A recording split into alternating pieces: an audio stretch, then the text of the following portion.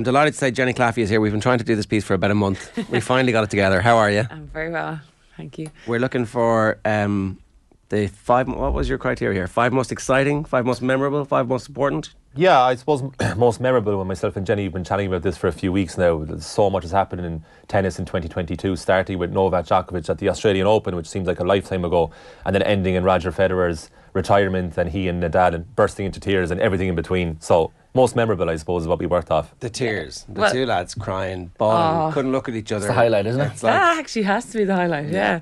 I think that this has been an incredible year for tennis in terms of, like, there's been a lot of highs, a lot of lows. We've seen some shocks. We've seen some, like, it's been a very exciting year, I think.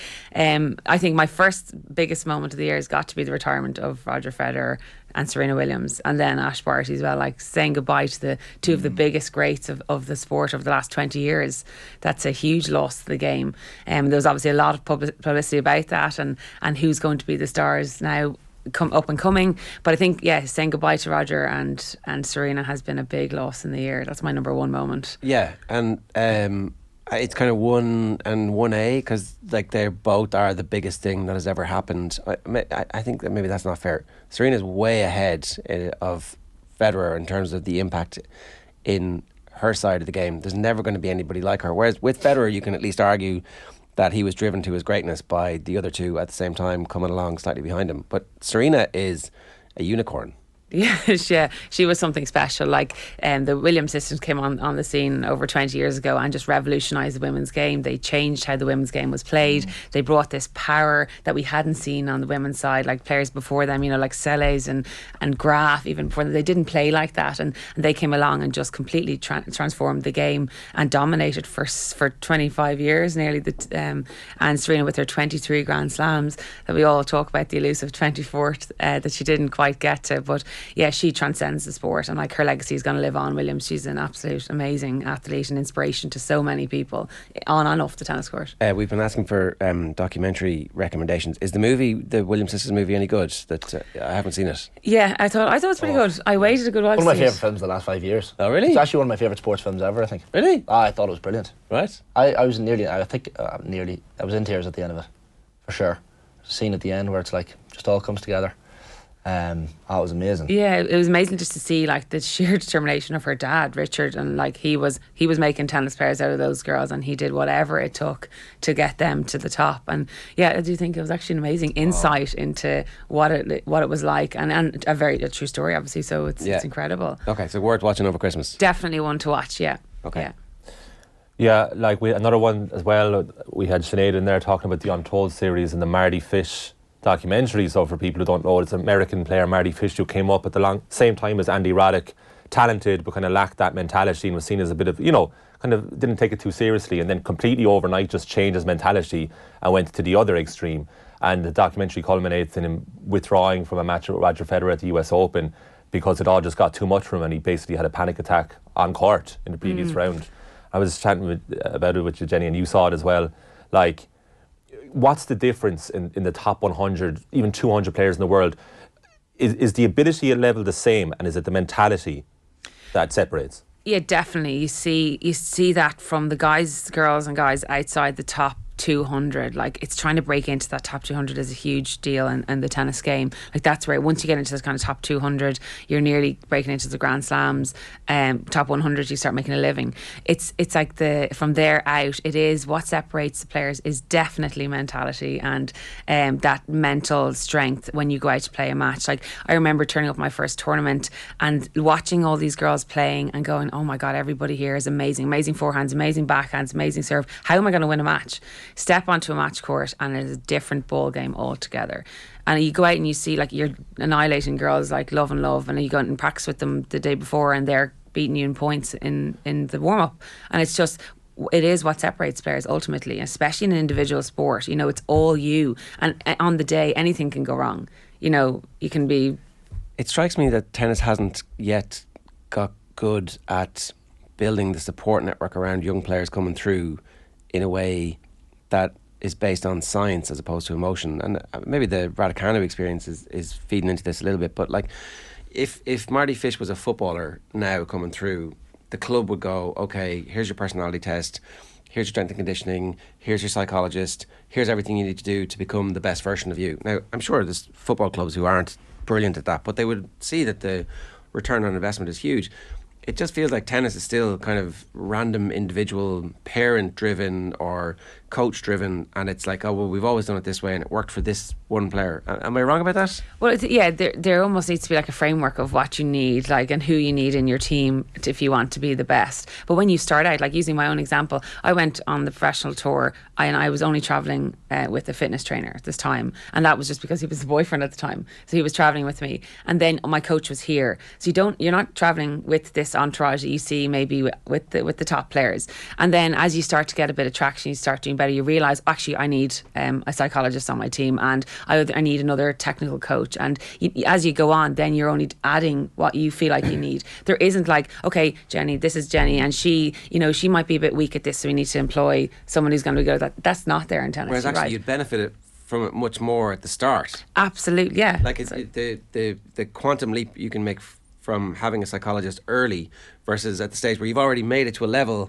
Do you know what I mean? Yeah. Even if you use the example of two of the players on the tour, like Naomi Osaka, had amazing success. She's an incredible talent, amazing tennis player, has won 3 Grand Slams already, but now is suffering hugely with her mental health, compared to, let's say, Iga Swiatek, who is 21, won 3 Grand Slams, but has been travelling with her psychologist from the very start.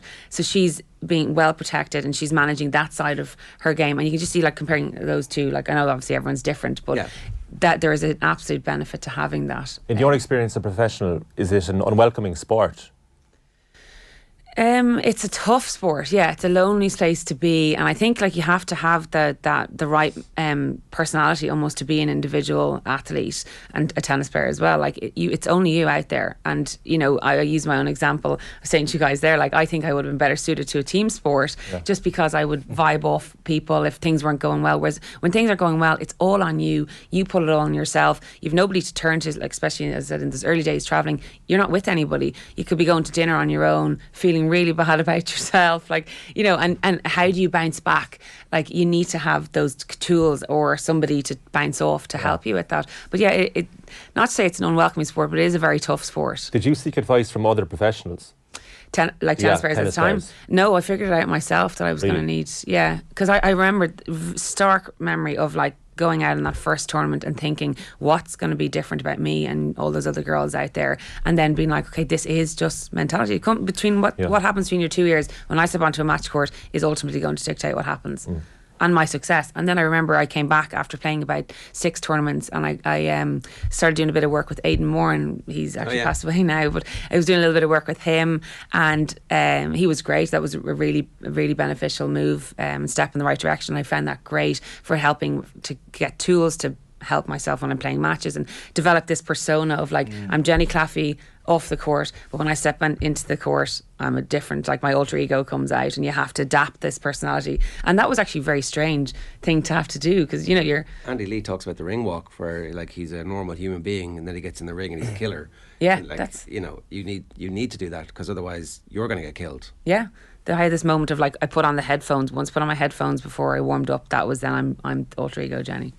It's nearly like the golf documentary, The Short Game, where the kids are being ferried around by their parents to try and become professional golfers. Tennis kind of strikes me as the same, where there's this pressurised, you have to make it, and like there's a lot of pressure maybe from parents and coaches as well, but to be that individual, especially when you're younger, must be so tough. And as you say, it's not like the women's hockey team who have themselves to celebrate with or to commiserate with. It's just you.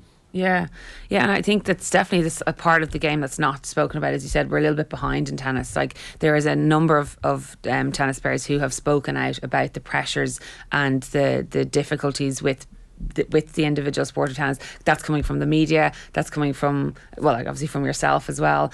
Naomi Osaka being one, and that Marty Fish. That was a very powerful documentary that really highlighted how much that your mental health plays a role in your sporting life. Wasn't it somebody this year who on court is being interviewed and stops everything and says, and just want to point to Jelena Djokovic in the crowd as well? Was that this year? Jelena Djokovic? Djokovic, yeah. She was interviewing her, wasn't it? Djokovic is a media now. Yeah. I'm mixing this up. I think so, I'm not sure, Djokovic was interviewing her on court. I vaguely remember it, yeah. Yeah. No, I'm thinking it's all different then. I'll find it for you. Talk amongst yourselves. Yeah, no, I like one person we haven't touched on fully yet is Ash Barty retiring, which you nearly forget about. And the best player in the world. Like, in my analysis of it, like the women's game probably has never been stronger because we have such an array of Grand Slam champions. Like every Grand Slam tournament for the last year or two that we've been speaking, you and I like struggle to predict who's going to win it. Iga Swiatek maybe, but maybe not if she doesn't show up.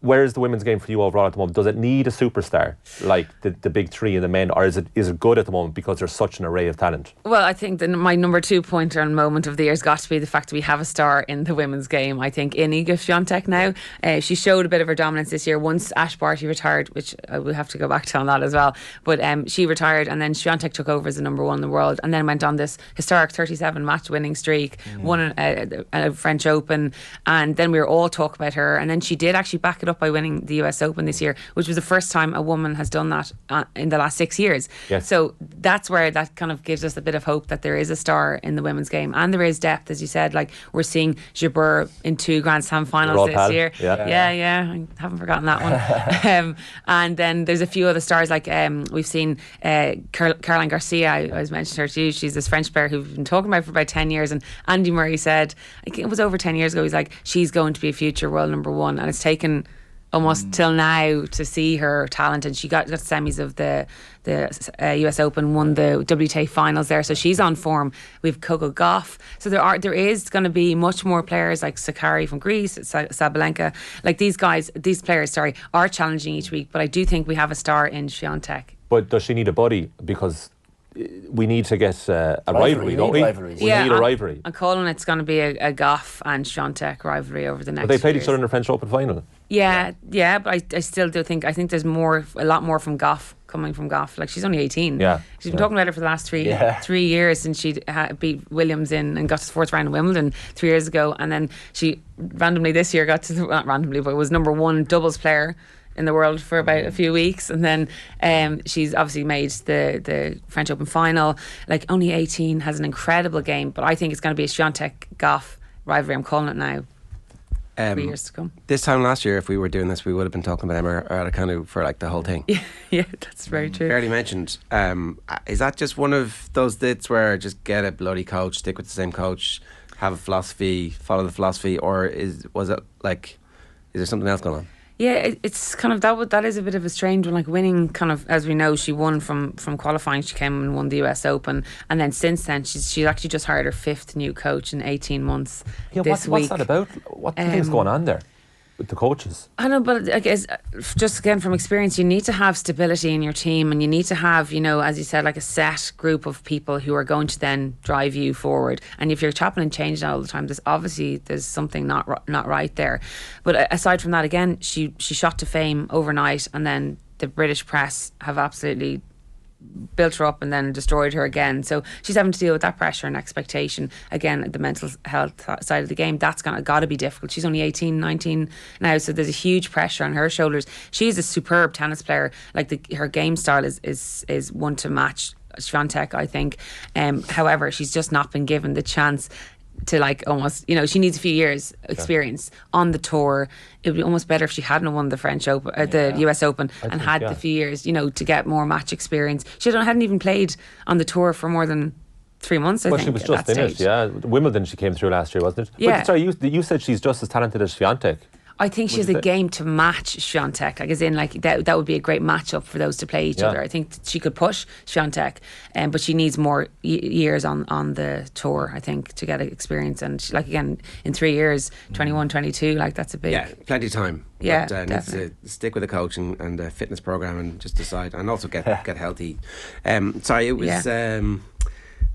Alizé Cornet. Yeah. Oh, yeah. At the Cornet, yeah. Is this at Cornet? Is this at the Australian Open where she's telling Jelena Djokovic how much gives her a hug and all. Yeah. That's it. That was a great moment. That was the Australian Open, was it? Am I right about that? Yeah, all right. Recall. We'll move on. I don't recall. It was great. It was a lovely moment either way. Yeah. That was from Amy O'Connor's tweet stream about the sporting highlights of the year, the general highlights of the year. Okay, so we should talk about Nadal, who we thought might be finished but isn't, clearly. Yeah, he's still got some unfinished business. He was fourth on my list of the best moments of the year. Has got to be Nadal reaching the 22 Grand Slam mark, and he's at the top now with the most Grand Slams. Obviously winning the 14th Roland Garros, that's unbelievable. He dominated the first half of the year. It was unbelievable. US, Australian Open, French Open, and then semis of Wimbledon. And like, we obviously know all about the injuries that he was playing through in the French Open with the foot, whatever. He was playing with a numbed foot. Then he he actually had a fractured rib in April playing in Miami, I think, in a tournament, so he withdrew from that. Yeah. And then he has an abdominal injury that he hasn't quite shaken since Wimbledon.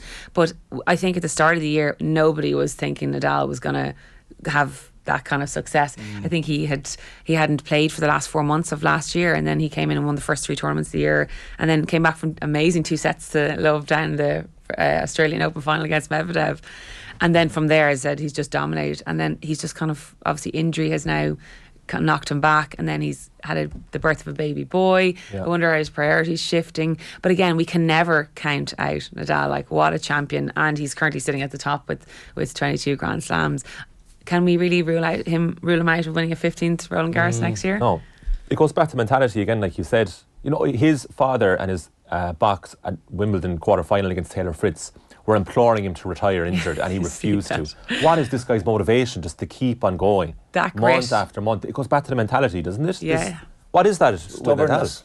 Spanish stubbornness. That's what it is. Yeah, he's aggressive.